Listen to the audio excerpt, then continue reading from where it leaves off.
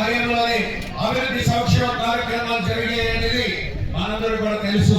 కాబట్టి మీరు కూడా చూసారు గత 5 సంవత్సరాలు ఈ పానే కావాలంటే ఫస్ట్ ఫేజ్ లో లోకేష్ గారు 10 తీసుకుందాం, మళ్ళీ 10 కూడా ఇద్దామని చెప్పారు. అందులో మాకు కూడా ఒకటి తాగునీటిని వృధాగా పోనివ్వకుండా, అంటే చాలా చోట్ల ట్యాప్స్ ని విరగొట్టేస్తున్నారు, మళ్ళీ నీరంతా వేస్ట్ అయిపోతుంది. సో నీటిని వేస్ట్ చేయకుండా చూసుకోవాల్సిన బాధ్యత ఒకటి తీసుకోవాలి. రెండోది చెదారాన్ని మనం ఎక్కడ పడితే అక్కడ పడేయకుండా మన శానిటేషన్ వర్కర్స్ వచ్చినప్పుడు వారికి మాత్రమే ఇస్తున్నట్లయితే ఒక స్వచ్ఛ పెనుగొండ మున్సిపాలిటీగా మనం అందరం కూడా తయారు చేసుకోవచ్చు. ఇది ప్రజలందరూ దీంట్లో భాగస్వాములు కావాలని, ముఖ్యంగా సవిత మేడం గారు మోడల్ గా మన పెనుగొండ చేయాలని అనుకుంటున్నారు. టూరిజం పరంగా అండ్ స్ట్రీట్ లైటింగ్ పరంగా కూడా చాలా మార్పులు తీసుకొస్తున్నారు. సో మీరందరూ కూడా అందులో భాగస్వాములు కావాలని కోరుకుంటూ ఈ అవకాశం ఇచ్చినందుకు ధన్యవాదాలు. జై హింద్. Thank you. ఆలోచన చేసినట్టయితే పెనుగొండ ప్రాంతం అంటేనే త్రాగునీటి ఎదురైనటువంటి ప్రాంతం. పెనుగొండ పట్టణానికి చాలా నీటి కొరత ఉండేది, దిగుడు బావులు ఉండేవి. ముఖ్యంగా ఈ ప్రాంతంలో ఒక నారుడు ఉండేది. పెనుగొండకి బిడ్డినివ్వాలన్నా, వృద్ధానికి ఎద్దులివ్వాలన్నా భయపడేవాళ్ళు. కారణం ఏమంటే పెనుగొండ మీ అందరికీ తెలుసు, పెనుగొండ పేరు మీద ఎద్దులు ఎక్కాలంటే చాలా వరకు ఎక్కేదానికి ప్రాబ్లం కాదు, ఎత్తైన కొండ. అలాంటప్పుడు బస్సులు కానీ ఎద్దులు కానీ చాలా ప్రాబ్లంగా ఉండే తరుణం. అదేవిధంగా పెనుగొండలో దిగుడు బావులు, ఆడపిల్లలు ఇవ్వాలంటే ఆ నీళ్ళు ఎత్తుకొస్తే మా బిడ్డలు ఎక్కడ ఇబ్బంది పడతారనేటువంటి ఆలోచన ఉన్నటువంటి సందర్భం, తీవ్రమైనటువంటి కొడుతున్నటువంటి సందర్భం. ఆనాడు ఉన్నటువంటి సర్పంచ్ అశ్వత్థప్ప ఉండేవాడు. అశ్వత్థప్ప ఒక రోజు పెనుగొండ ఆర్ఎండ్బి గెస్ట్ వచ్చి, అలా పెనుగొండ టౌన్లోకి వెళ్ళలేకుండా పోతున్నాం, రోజు 80 ట్యాంకర్ల నీళ్ళైనా కూడా చాలడం లేదు అని చెప్పడం జరిగింది. ఆ తరుణంలోనే అక్కడికక్కడే కోనాశేఖర్ గారు కలెక్టర్ గారితో మాట్లాడి ఒక 1.5 crore రూపీస్ మంజూరు చేయించాం.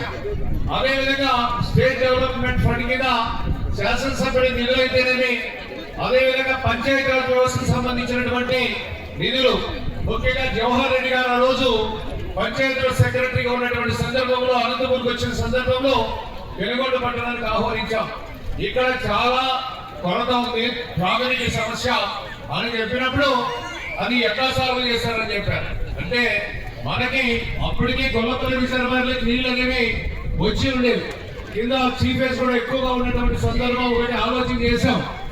ఆ డ్యామ్ కింద బోర్లు వేసేసి 25 HP ఆ నీళ్లు పైప్ లైన్ ద్వారా తెచ్చి తిమ్మాపురం ట్యాంకులకి నీళ్లు వేస్తే పెనుగొండ పట్టణానికి దాహానికి తీర్చిన వాళ్ళు అవుతుందని చెప్తే వాళ్ళు కూడా అక్కడికక్కడే మంజూరు చేసి దాదాపుగా 5 కోట్ల రూపాయలతోనే శరవేగంగా 2 నెలలను పూర్తి చేసి పెనుగొండ పట్టణానికి నీళ్ళు ఇచ్చామని సందర్భంగా తెలియజేస్తున్నాం.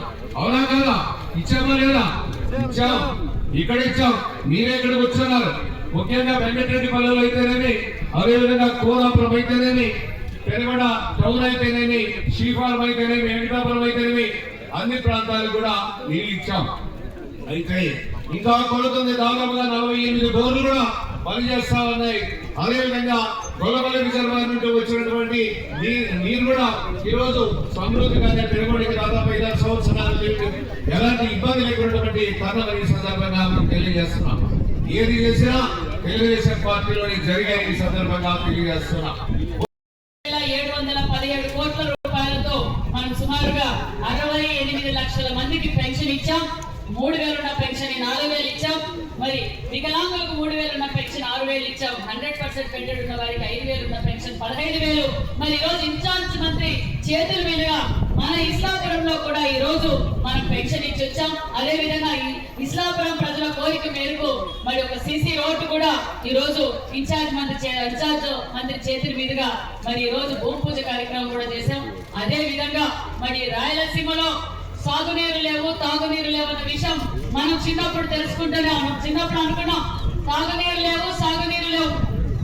ఎవరైనా ఆడబిడ్డ తీయాలి రాయలసీమ కంటే ఆ నీళ్లు పోసేదాని కోసం ఆడబిడ్డని రాయలసీమకి ఇచ్చేవారు కూడా కాదు. అలాంటి సమయంలో అన్న నందమూరి తారక రామారావు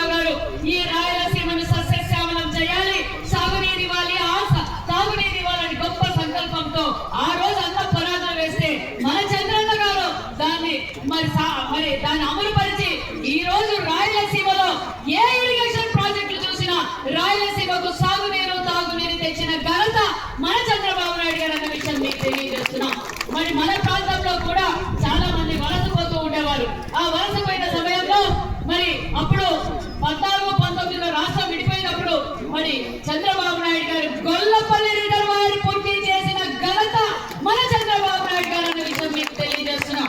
గొల్లపల్లి రిజర్వాయర్ పూర్తి చేయడం మరి అంతేకాకుండా మరి కియా లాంటి పరిశ్రమలు తీసుకొచ్చింది కూడా మనమే తీసుకొచ్చామన్న విషయం తెలియజేస్తున్నాం.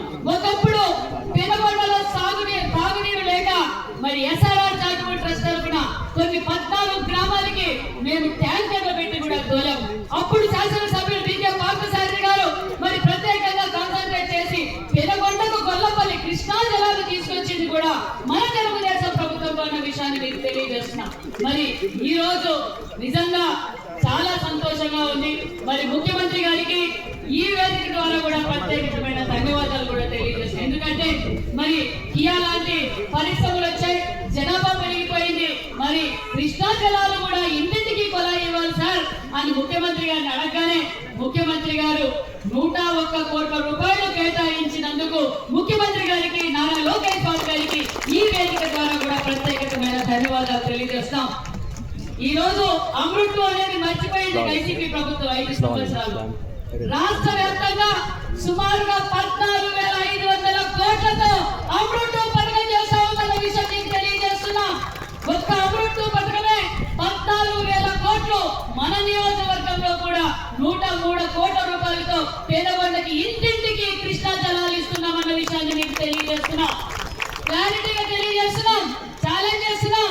వైసీపీ పార్టీ వాళ్ళకు కూడా నేను ఛాలెంజ్ చేస్తున్నా, రాజా ఎక్కడున్నావో నేను అమృత్ పథకం 14,500 కోట్ల రూపాయలతో రాష్ట్ర వ్యాప్తంగా పులివెందులో కూడా చేస్తున్నాం రాజా, ఇది చూసుకో చాలు.